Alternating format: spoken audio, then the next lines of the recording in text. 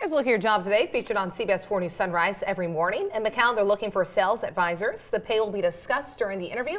At least 6 months of experience and a high school diploma or GED is required. Also in McAllen, a shutter installer is needed.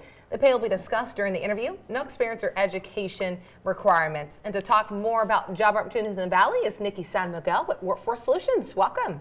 Thank you for having me. Great to have you. And recently you've been finding that employers are now requiring people to take these job assessments, and this is even before they get the interview or fill out the application. Right, and not a lot of people know that. I mean, you think that once you graduate high school, the assessments, the tests are over. Done, yeah. They're not, unfortunately, they're not over. What I'm finding is that a lot of employers, they want to see what your skill set is and if you're going to be able to perform the job. It's not so much that you have that experience on your resume, they want to test you a little bit. So what it is that they're doing is they'll have applicants take assessments, sometimes even before filling out the application, or fill out the application, take the assessments. If you pass the assessments, they'll call you in for an interview.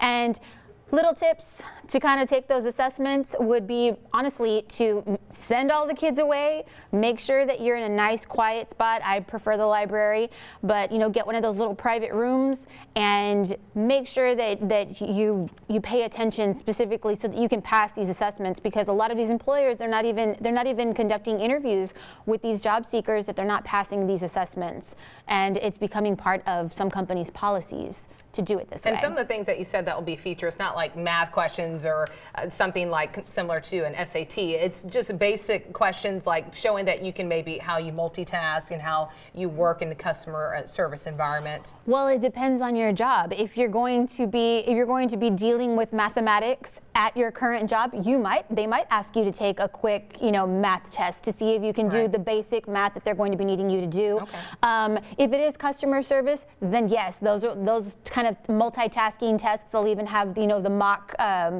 the mock phone calls where you're typing in information while you're talking to the person on the phone, things like that. So all of them are different. It really depends on the industry that you're going into. Definitely. So you want to make sure that you're entering in an industry that you're well versed in. Absolutely. And there's really no way to prepare for these particular assessments. The only thing that you can do is make sure that you're completely comfortable, you don't have any distractions, and do the best that you can possibly do.